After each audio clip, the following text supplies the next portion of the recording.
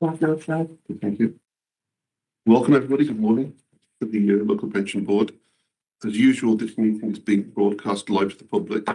For those who are not able to watch live, the webcast will be recorded and available for viewing on the County Council website after the meeting. Today, we will welcome a new member of the board, Mr. Kevin Crook, who replaces Dr. John Bloxham, who has joined the local pension committee. Unfortunately, Mr. Crook has had to give his apologies for this meeting as he's attending another council meeting. Just one thing I normally say when we're in the other room about the microphones. The microphones today are going to be in the ceiling, so don't worry about switching anything on or off. Your voice will be caught up there. Okay. Also, I'd just like to take a moment to acknowledge that today marks Ruth's final meeting as a member of the board.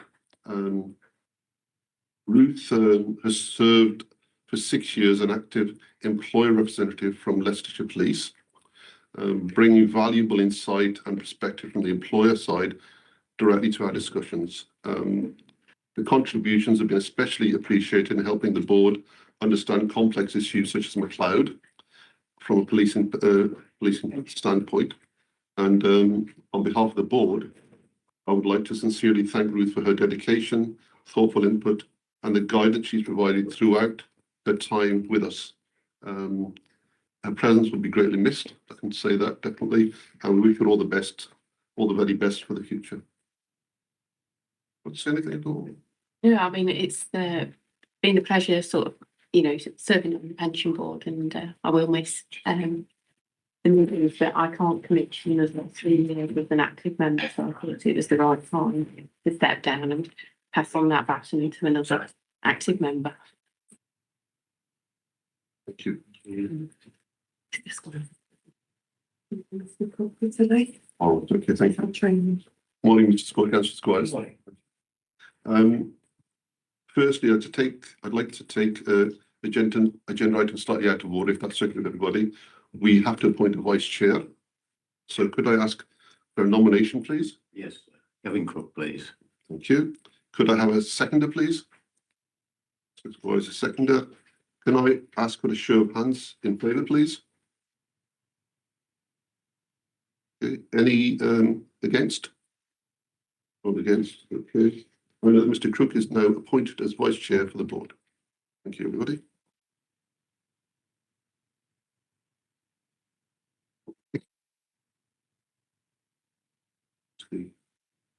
The next item is minutes of the meeting held on September 2nd, September 3rd. Next, I'd like to move that the minutes of the meeting held on 3rd of September are taken as read and confirmed. Can I have a seconder, please? Thank you, Mr. Councillor Morris. Is that agreed by everybody? Yeah.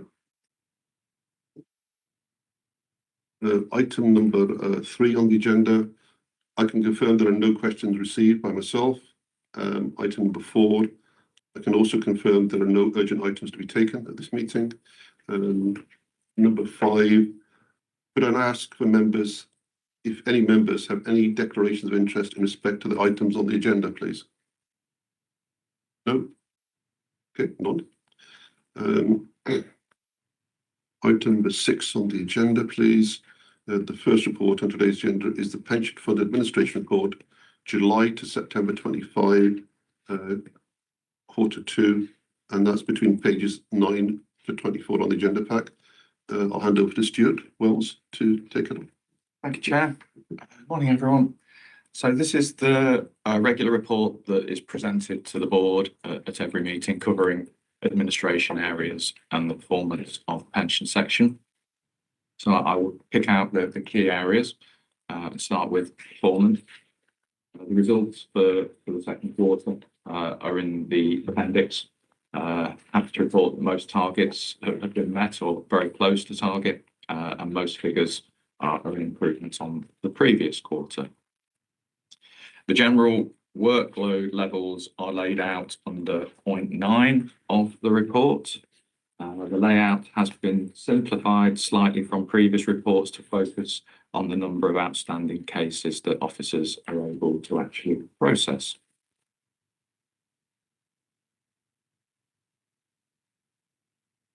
Moving on to breaches. there is an issue of 124 members who have not yet received their benefit statements, and I will pick that up in the report later.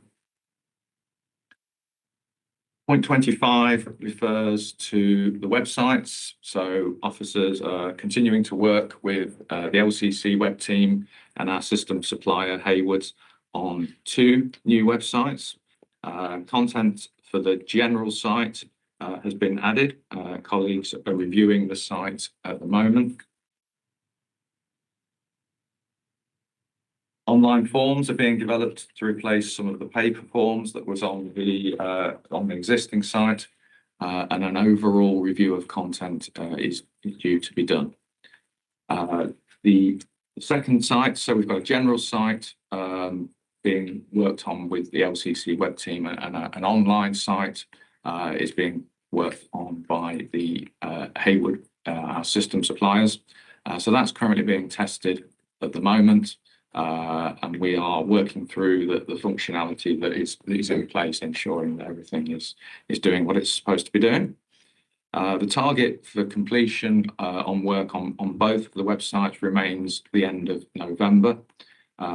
We are looking to launch on Tuesday, the 9th of December, a very specific date. We're conscious that pensioners tend to look at their pay slips on their online accounts at the end of the month. So we wanted to get that through at the end of December, before end of November, before we launched the new site, to reduce any confusion that may cause. And after the meeting, we're just going to run through the new websites for those that are able to stay.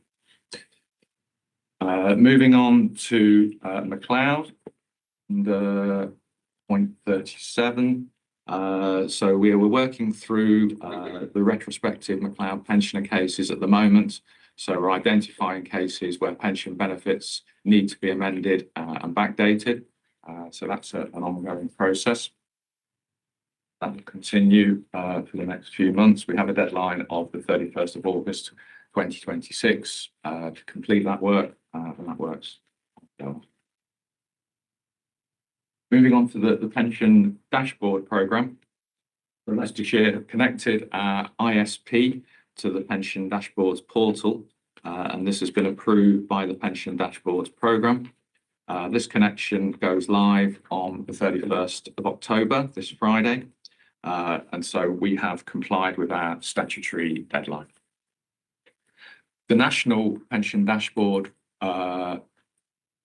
website is not yet live though, so testing continues with regards to that. So currently a consumer testing exercise is underway, and the number of tests initially will be low, but volume will increase over the coming months. So once we are live, we could be contacted by members through the portal looking for information with regards to their pensions. The specific launch date for the pension dashboard programme is still not known. The PDP have committed to a 6 months notice period when that's announced, so we'll wait to hear on that. Wanted to go through where we are with year end, point 52 in the report. So with a few exceptions, annual benefit statements were issued to members by the 31st of August, meeting the statutory deadline. So there were 124 exceptions to this, and talk through in the report what the current position is. But the very latest position as of yesterday is that 69 of the 124 can now be run. So we're able to do those. That leaves a remaining 55. We expect those to be resolved by mid-November. The 55 relate to 2 new employers, and their admission agreements have only recently been completed. Both employers are working well with colleagues. We're happy that these will be able to be wrapped up soon. As I say, we're expecting these to be resolved in the next couple of weeks. The report on point 54 4 of the report refers to issues in respect of Relish, one of our employers. I can confirm now that those issues have been resolved, and their employees are in the 69 statements that can be done. Employer risk. So the position with regards to the admission agreements and bonds is laid out here. The 2 employers that I mentioned that had late admission agreements are referred to here as well. So that's Aspens, City 15 schools with 52 members, and then Stir Food bond outstanding for 3 members. So you'll see that the pass-through date, the start of the admission date for those 2 employers was the 29th of March, which is why it was quite late on in the process. But because they were in from the 29th of March, they were entitled to benefit statements. And as I say, that's well on the way now. So that was all I wanted to mention, but happy to take any questions on any aspect of the report.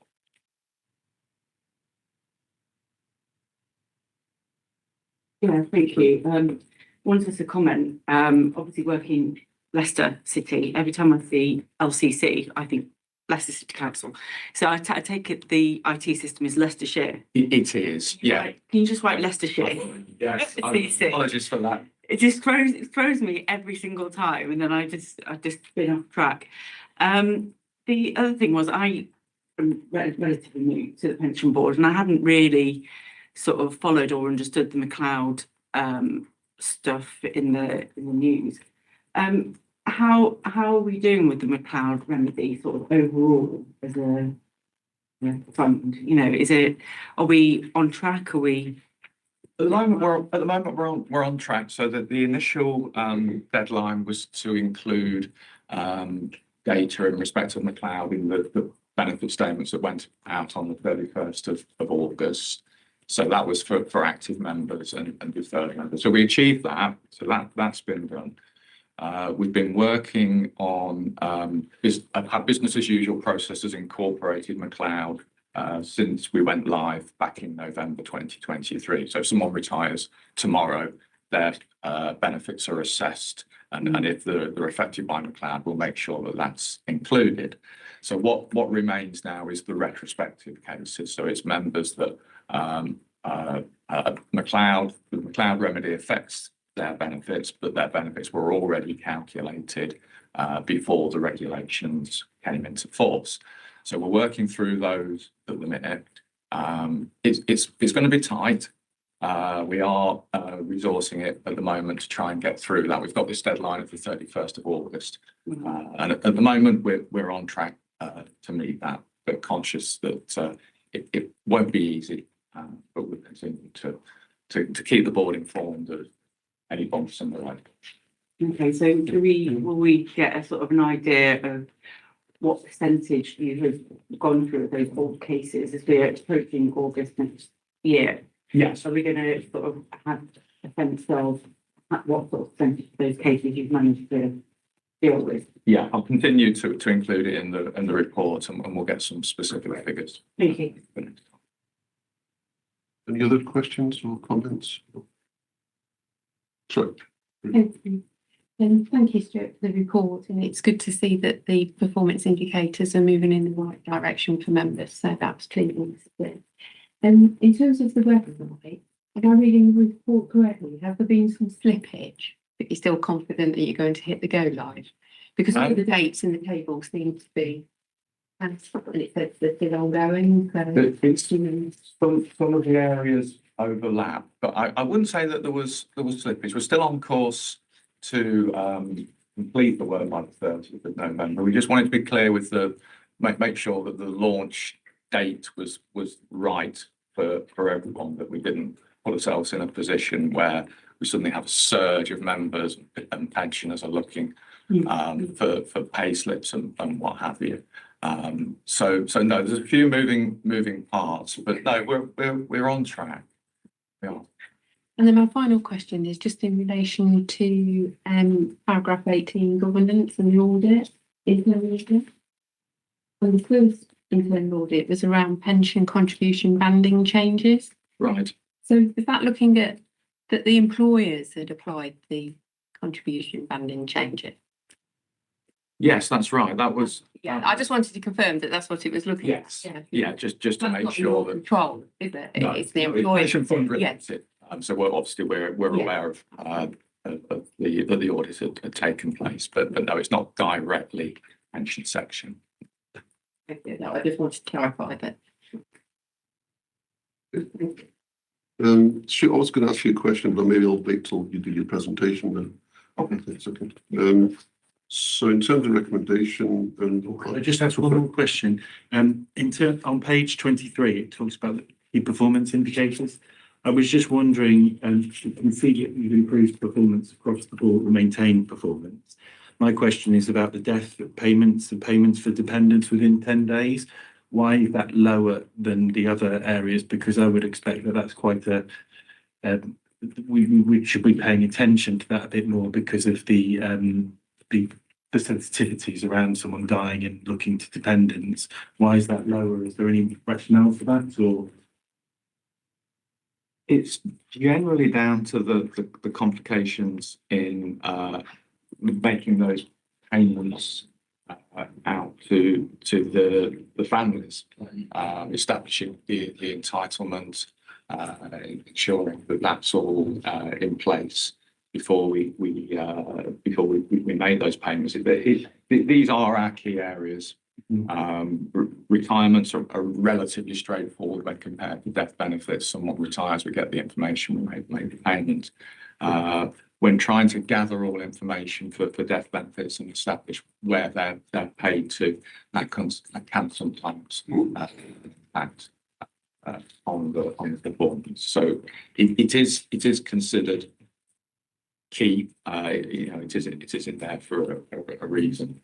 But yeah, sometimes it's a challenging target, but we do try our best to meet it. And my other question was, the average days are not available for the other two elements of that. Is that something that you're working on to provide going forward in the future, or is that something that is just not available? That it's not applicable. We were asked to remove those average days from there because it wasn't essentially particularly helpful, I think, in terms of whether we were meeting the target. So they were included. If you go back on the previous reports, we did include it. We've removed that. This is all feeding into a review of how we present information in respect of workloads and KPIs at the moment.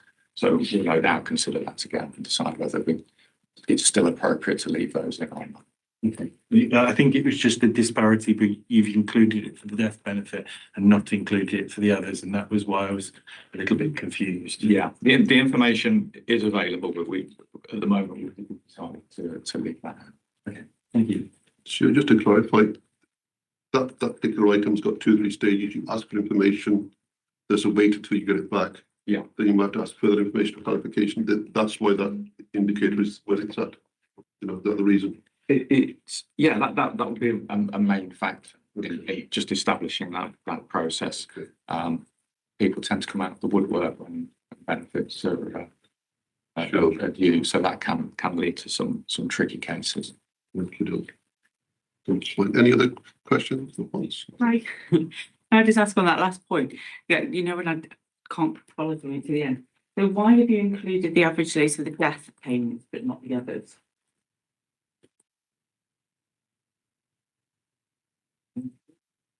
Don't worry. I think As I say, until fairly recently, they have included them.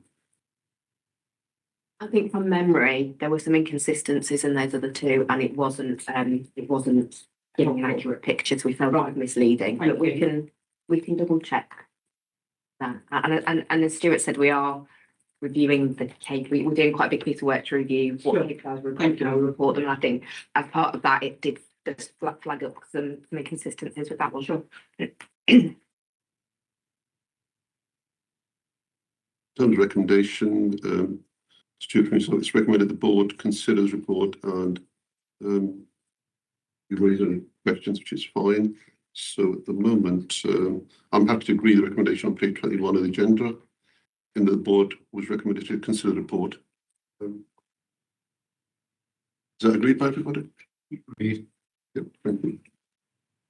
So item number 7 on the agenda is the pension fund valuation indicative whole fund results, draft funding strategy statement. And I'll pass over to Ian to introduce that. The chair. Morning all. This is to provide you with the latest update on valuation. Set, rather than go through it line by line, valuations every 3 years, as I'm sure you know. The last valuation was the 31st of March 25, and we've been working with the actuary, the valuation process, for probably about a year, 18 months now. We're at a position where we've had the whole fund results, and we're now at the position where we will be writing out to the employers in the first or second week of November with their rates, and also the funding strategy statement, which is kind of the mechanics that sit behind methodology used in the calculation of those rates. There's a few things just to sort of highlight and just to sort of bring to your attention. I think the first one really is the position of the overall fund. The funding rate as at March 25 has been assessed by the actuary, and it's determined we're 140% funded. At the valuation in 22, we were 105% funded. So you can see that's a significant increase in terms of funding rate, which is really good news. It's a very positive position to be in. What that doesn't necessarily immediately transfer to directly is automatic rate reductions to the employers. So we're working through that and employer by employer. Most employers will see a reduction, but not absolutely everyone, because each employer is also assessed individually as well. But that's what I'll be learning with the employers in November. The stabilised employers, so that's city, county, boroughs, districts, police and fire, they've had their indicative rates, and they've seen, because they're on a stabilised rate, a 6% reduction to their rate from April 26. Those employers have been rated. Other employers will receive their rates in the coming few weeks. So that's where we're at. In terms of the funding strategy statement, which is an appendix within the report, the areas to highlight are those detailed, really sort of points 23 down. I won't go through each one individually because they're within the report.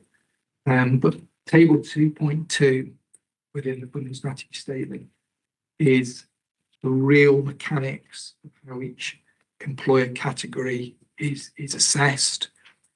And that's the bit that will be particularly highlighted because the employers are consulted on the funding strategy statement. So once the rates go out, consultation then starts, and that runs through probably to the end of December, maybe into early January.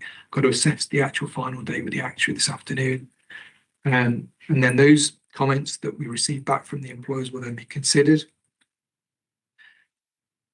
If we need to make changes, or we want to feel that changes are needed, depending on the information we receive back from the employers and how we assess that, then any changes are then made, and then that's brought back to committee, and then the final rates we provided. And I would say that the assumptions used in the valuation were approved by committee in June, and the FSS has already been to committee in September. This is really just to provide an update to the board what's already happened in terms of the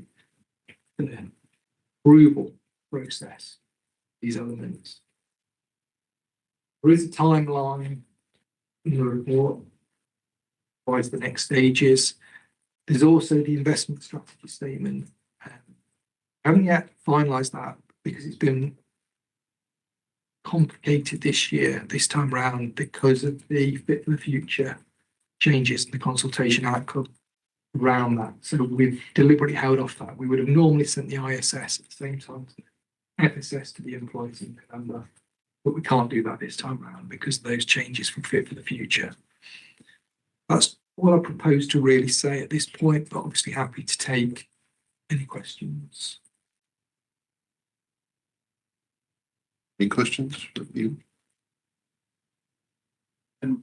Are you doing any work around, because we have an aging population, working population from that perspective, are you doing any work to actively promote pensions as Leicestershire County Council across the employers for younger people to become members? Because my slight concern is that it's fine at the moment from that perspective, but when people are retired from that in the next 5-10 years as part of that, if we've not got the people in the pensions pot, I know we've got a really good position at this point in time, but thinking ahead for the next 5 to 10 years, got local LGR coming up in terms of that, and it's just really around, has there been any assessment on that sort of position because my slight concern is we're really good right here, right now, but it is that bit about pensions is about forecasting into the future and actually what's the assessment. And I know we've done that in the last pension board I was at. You gave that accurate future prediction, but it's just, it's sort of trying to giving some assurance to me that you're managing that uncertainty or you've got your eye on it from that point of view. So the first thing to say is the LGPS is an auto-enrolment scheme. So employers that have the LGPS as their main scheme auto-enroll staff. So it doesn't sort of dry up new members coming in, which is your point. So there's always new members joining the scheme under the regulations. That's auto-enrollment as a new starter. But you do obviously get members who then choose to opt out in that period of time. So under the auto-enrolment legislation, if a member then triggers at the employer's auto-enrolment registration date, the member is then re-enrolled. So that captures them back effectively. There is, at the last consultation that we did, which government did, which we responded to, one of the items was on closer monitoring of opt-ins out. And government are looking at how they could nationally capture that and how they could possibly address that issue. Obviously, the consultation is now back with government, so they've got to make that decision what they want to do. But one of the things they were considering, Andrew, is a national opting out process. So it's not driven and controlled by the funds, it's driven and controlled nationally. So if a member at Leicestershire County Council wants to opt out, there'll be a national opt-out process that they'd have to go through. Is that some something logistic? Harder to opt out then in terms of? I think it would be harder, but it would be, I think, more rigor in terms of ensuring that the person fully understands what they're giving up. Now, we at Leicestershire have I believe, a very strong opt-out process already. Our opt-out really covers the bases, in my opinion. I'm not suggesting it can't go further if there's national sort of direction. But we don't just sort of say, put it on a memo and you're out. You've got to understand that this is what you're losing. Sign it. Your employer gets a copy. Your employer then brings you out, and you're re-enrolled every 3 years anyway. So I think there's a lot of rigor already. So in my opinion, I don't see a concern about future members joining and also re-enrollments that opted out, in truth. Thank you. All right. Yeah. Can I If just the MHCLG consultation takes that a step further, then fine. But I think we're already at a good point. What about the other end in terms of leavers from the, we've got more people at retirement age, and I'm hearing that people are going earlier than the pensionable age at 67 as part of that. Is that factored into those into the projections as part of that? Yeah, okay. Levers at the other end of the spectrum is slightly different. Mhm. And I think we need to think about the reason people are leaving. So if we're just talking purely of voluntary leaver, if a member chooses to leave earlier than their normal retirement age, then their benefits are actuarially reduced. So the member suffers a reduction to their benefits because they're taking them earlier than they're entitled. So we take a reduction off those benefits. So that effectively is cost neutral. If a member leaves, say, through redundancy or efficiency grounds, then that generates a capital cost that the employer has to pay to effectively allow me to pay unreduced benefits. So that kind of covers those scenarios. Obviously got ill healths, where there's an ill health allowance built into the valuation process anyway, Andrew. And we monitor that on a quarterly basis. And you've got sadly deaths in service, but again, there's an element of that built into the valuation. So there's an expected percentage, low, but there is. So all those elements are accounted for by various routes depending on what the reason for leaving was. So on that basis, I don't anticipate, well, there won't be, I should say, there won't be, it's not, I don't anticipate there won't be a further draw on the fund in that regard, because they're accounted for anyway within the regs. But there may be pressure placed on local organisations, specifically going through local government reorganisation, say, where we're making changes, and that could have an impact when we're making redundancies. Absolutely, Andrew. I totally agree that LGR could create or could cause a greater input of levers. And if that's through redundancy, then that shortfall process I talked about comes in, Andrew. So from a fund perspective, it's not it, because the employer still has to make that shortfall payment. Is that all right? Yeah. But I do accept that could, from an employer side, cause a kind of a reduction of knowledge base, if you like. But that's not a fund issue in particular. That's more of an employer issue. But it is an issue. More than employer, one fund. Yeah. So okay. Yeah, that makes sense. Yeah. Any other questions for this? Can I ask a question to put a clarification? You mentioned that on the first point, Andrew mentioned the rigor of the recruitment process, sorry, the joining of the pension scheme. I guess you're available, your team is available to talk to new employers. I guess HR promote that joining of the pension scheme as well as the area that the employee goes into as well. So there's lots of encouragement there too. Yeah, good. Thank you, Chair. So the employer has a responsibility, Andrew, as I'm sure you know. So each employer, it's their duty to enrol the person into the regulations, and that will be in correspondence that the employer puts out as part of the new recruitment. Explain about the scheme, explain about the benefits, explain that. To do if you wanted to transfer in other benefits from elsewhere from other authorities, etc. That's all done by the employer. Then when we get the information from the employer to say we have a new joiner, we'll set them up on our system, and then they'll get further correspondence, which allows them to scan effectively the barcode to get them into the member self-service, which is the part that Stuart's going to talk about later in the demo. So that then brings through all the information about the scheme, how they access it, what they can see, how they can model their own estimates. So that's how the two things get pulled together. But it's a joint responsibility in some regard. It's the employer's responsibility to bring the person in, make sure they're in the scheme, and then it's our responsibility as the fund to ensure they're then set up and get that next bit of information.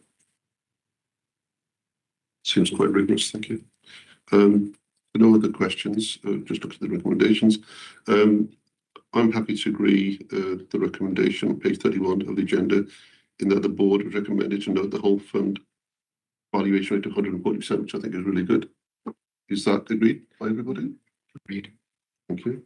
The board will further recommend to note the draft FSS and the strategy statement. Is that agreed by everybody as well?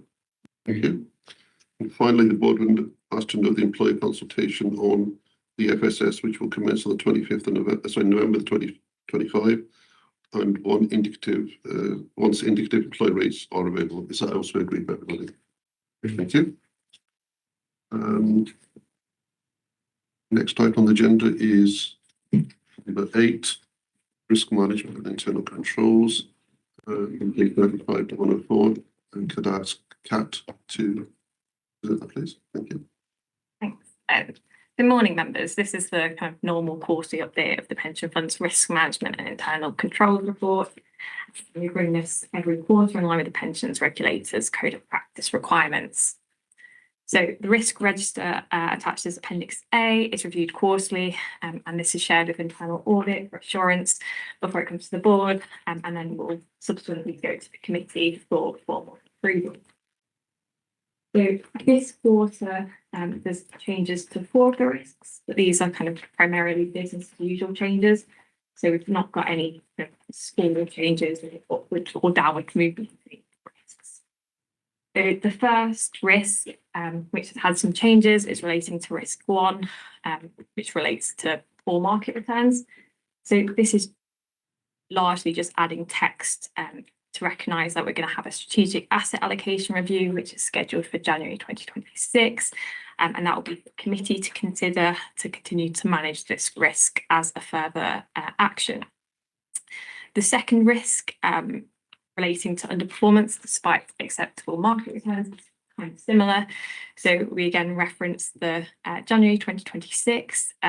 It also references that we're going to look to assess the oversight needs of the fund in the new world with regards to the outcome of Fit for the Future, which Ian mentioned earlier. But again, as we're kind of still in the process of developing how the processes will look, and we're waiting on the kind of final say of the pensions bill and any regulations that surround that, we're still kind of wanting more information on that.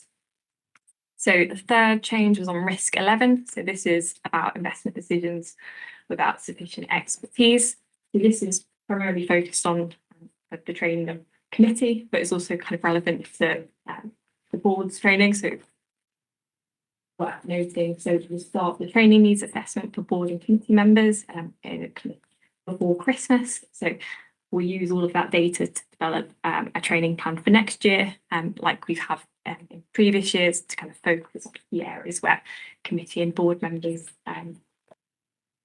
training could be upskilled. It also references that we have an internal audit underway, so we'll pursue any of the recommendations once that's complete and then look back as necessary. So the final change relates to regulatory changes. So previously this has kind of been focused on Fit for the Future. We have added reference to local government reorganisation, and that's another risk we need to consider and just make sure it's being managed appropriately. These are continue to be monitored, so report back to board and committee when there's kind of there's details we can put in a report essentially. And while it's not a risk highlighted on the kind of cover paper, it's worth noting that on the risk register on risk 4 relating to assets and liabilities arising from climate change and risk surrounding that, we are currently in the process of reviewing how the fund manages climate risk. So the committee have approved in September that we go out to survey scheme members on their views on responsible investment matters, including climate risk. So we've just to let the board know that is underway. We've sent emails out to scheme members and employers, and then we'll be able to report back to the board in February with more details on that alongside our committee. So that's all I want to say on those. Thank you. Thank you, Kat. Does anybody have any comments or questions, please? Can I just ask a question, Kat, about you mentioned the training there, and I think I made a note for the last pension board urging all our committee members and board members to take on board the training that was recommended. I appreciate it's a big ask because people have got other jobs as well, but there's an element of getting the right skills and being able to contribute to the meetings and the discussion items. Is there any sort of ambers that we need to flag at the moment in terms of how the training is going or improve? on the training progress, because we have a few new members on the board, we have the 6 months deadline for new members to complete all of the Hyman's Aspire training. So that's probably Amber, the noting members not been on the board for 6 months. So that's the kind of main area. And then it's just, we have our joint training on the 15th scheduled. So hopefully members can get that. So supports that. But if members have any question, anything that they want to kind of look at in more detail when we send out the training needs assessment, then that'd be a good area to flag any areas in particular. Yeah, I mean, I've spoken to Angie about this, and I know that you've had sort of conversations in the past, but I have found sometimes the level of detail that is gone into in some of the Hyman's training just way beyond what I think board members need. And you know, some of those training sessions were all day, you know, or a fair chunk of the day, and that isn't something I have capacity for. You know, if I'm doing some training, I want to know it's targeted and focused on what the board members need. I've said that before. That's fair point. Nope. Recommendation, we're asked to note the risk management and internal controls report. Can I take the report as duly noted by everybody, please? Agreed. Sorry. Yeah. So is that a yes or a question? Yes, yeah. I'm used to cabinet, we do that. Okay, thank you. That's fine then. Next item on the agenda is dates of future meetings. Members are asked to note the future meeting dates for the board, and they'll all be scheduled to take place at 10 a.m. I think there's going to be a mixture of on-site and online. Yeah. Okay. They'll be notified in advance. Members also asked to note the Fund's annual general meeting on the 15th of December, which will be open for all scheme members, existing, deferred and retired to attend. Is that agreed, everybody, please? I